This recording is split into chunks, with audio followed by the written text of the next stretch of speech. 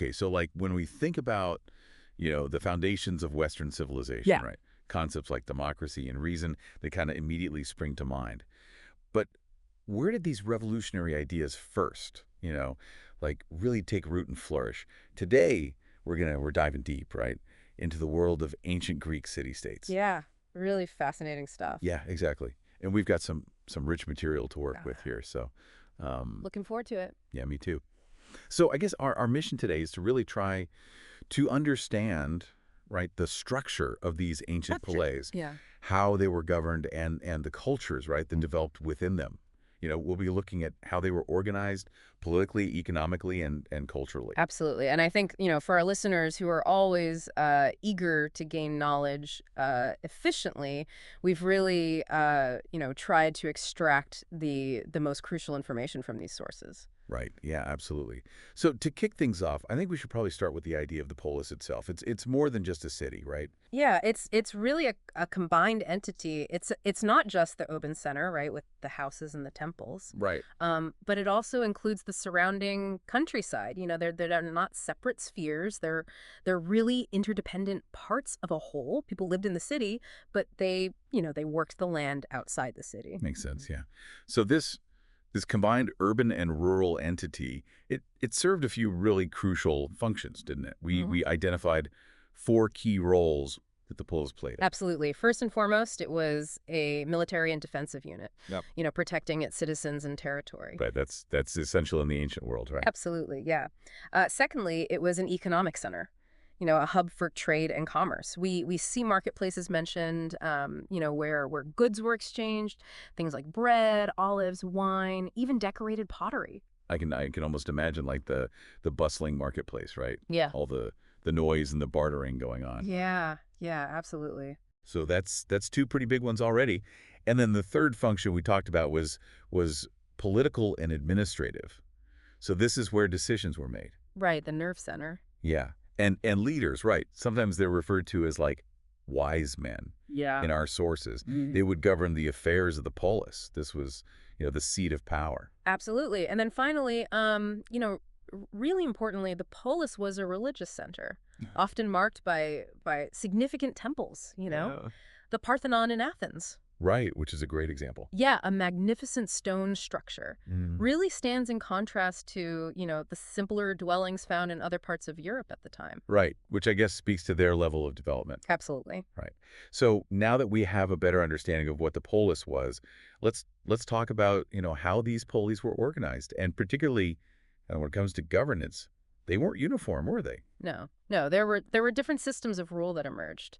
And it's really interesting to see this kind of political experimentation that was happening in the Greek world. Yeah, it really is. So we see three main types of government. First, we have aristocracy, Oh, which literally means government of the best. government of the best. Okay, but in practice, this meant rule by elite families. Right. So kind of like a hereditary ruling class. Yeah, exactly. And their power was rooted in their noble birth, their lineage, and often, the extensive landholdings that they possessed. I mean, it suggests a certain stability, right, with that lineage, but Yeah. I guess also the risk of rule that prioritizes the interests of a select few. Absolutely, a potential downside for sure. Yeah. Then we have, of course, the famous example of direct democracy in Athens. Yes, a groundbreaking concept Yeah. where male citizens had the direct right to participate in shaping policy. Which is so different from, the aristocracy that we were just talking about. Absolutely. And we even see mention in the materials ostracism, the Schweingerecht, Right. where citizens could actually vote to exile individuals Wow. if they deemed them too powerful or dangerous to the state. So it's like a safeguard against tyranny, right? Precisely. Yeah. Fascinating. And then the third key form of government that we see is tyranny, Right. which is ruled by a single individual, hmm but someone who typically seizes power. It's not, a legitimate. It's not hereditary. It's not elected. Right. It's often, comes about during times of upheaval, social or political upheaval. Interesting. So you have this whole range, right, of political models coexisting. Within these relatively small geographic areas. It's pretty amazing. Absolutely. So these city-states, they weren't they weren't just isolated entities, right? They Yeah. actually expanded their influence. Yeah, they did. And a major driver for this expansion was overpopulation within the polis. They needed more resources, more land. So they started establishing colonies throughout the Mediterranean Interesting. and even into the Black Sea region. Okay, so this outward movement, it played a role in spreading Greek culture then. Absolutely. It was a major factor. Okay, Yeah. and then we get to the 5th century BCE, Yeah. right? And this marks a real high point, doesn't it, in their cultural development? Absolutely. This period, often called the Classical Age, The classical age. we see this huge surge in creativity, particularly in architecture and sculpture. Right, and this is where the Parthenon Yeah. that we mentioned earlier. Exactly. Stands as a testament to their All brilliance. their architectural skills, yeah. Absolutely. And I think this investment, right, in these kinds of monumental buildings and artistic expression, it really reflects a society with considerable resources and a strong sense of civic pride. Yeah, yeah, a true golden age in a lot of ways Absolutely. for the Palais.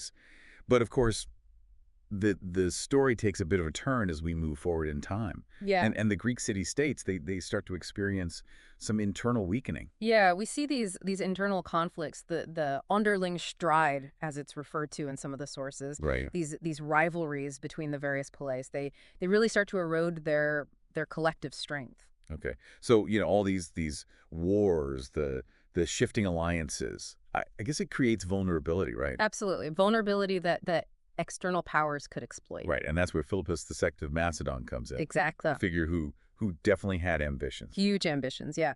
He comes to the throne of Macedon in 359 BCE, and he was someone who had a deep admiration for Greek culture.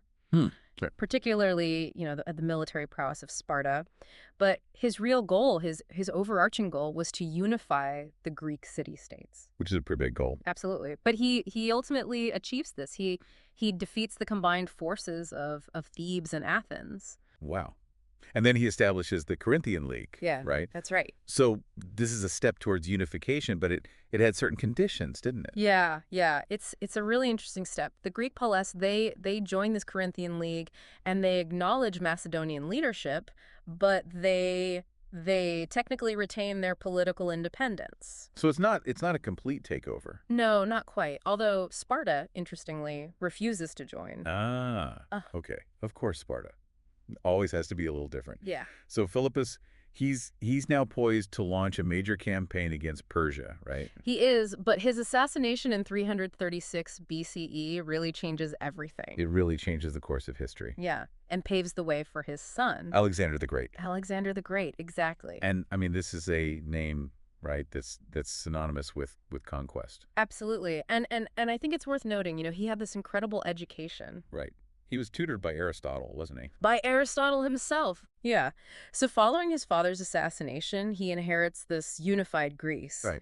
And launches this unprecedented military expedition in 334 BCE and conquers, vast swaths of territory, including the Persian Empire. All in a remarkably short time. Yeah, I mean, he dies at the age of 33. Right. So really, his reign was brief. But impactful. Extremely impactful, yeah. And his conquests led to this widespread cultural phenomenon that we call Hellenism, right? Exactly. So what exactly did that entail? Well, at its core, Hellenism was Alexander's policy of spreading Greek culture throughout his empire. Yeah. It wasn't just about military dominance. He really wanted to Hellenize, the conquered territories, introduce Greek language, customs, philosophy, art. So a real conscious effort to spread Greek influence. Absolutely. And he had some really specific strategies for achieving this. Like what?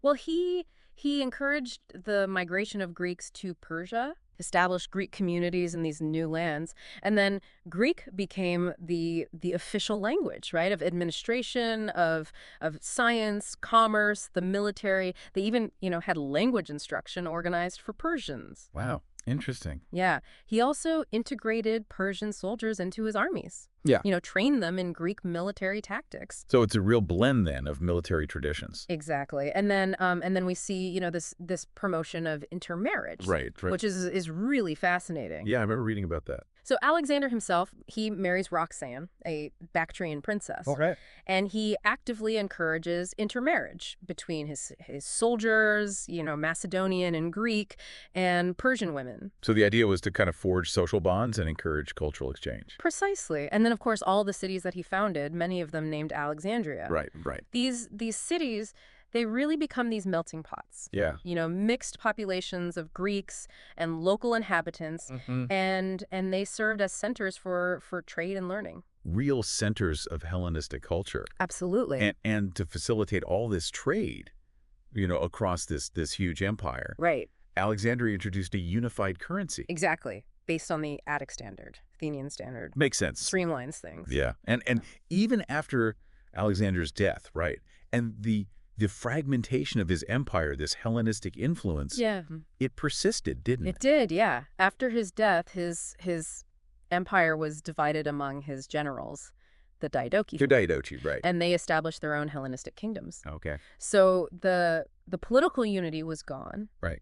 but the cultural impact of Hellenism, that really endured For centuries even. for centuries. Yeah. Yeah. And you see this really interesting kind of synthesis of Greek and local traditions. In art, philosophy, religion. Absolutely. I mean, it's really quite a legacy. Yeah. So to kind of to bring it all together, right, we started with this idea of the Greek polis, its unique structure, its many functions, from military defense to, religious significance. Absolutely. We looked at the various systems of government, from aristocracy to, Athenian democracy, which was groundbreaking for its time. And even tyranny, which emerged in certain circumstances. Right. We talked about, the remarkable cultural achievements of the classical age. The Parthenon, for example. Right, exactly.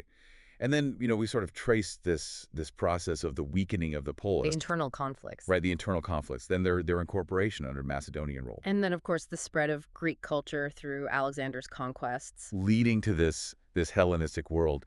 And it's really amazing how these ancient societies, they laid the groundwork for so much of Western civilization. Yeah, I mean, they really provide a framework for understanding so many of the complexities, right, of governance and culture and just societal development, even today. Absolutely. And it makes me wonder, like, how might this balance, right, this delicate balance between the autonomy of these individual city-states, Which they valued so much. they did, and then the need for larger political cohesion, right? Which they also struggled with. Right. How might that echo the tensions and challenges that we see in our own world today? In our interconnected world, yeah. Something to think about. A lot to ponder. Well, that brings us to the end of our deep dive today. Like, subscribe, and leave a comment. Thanks for listening.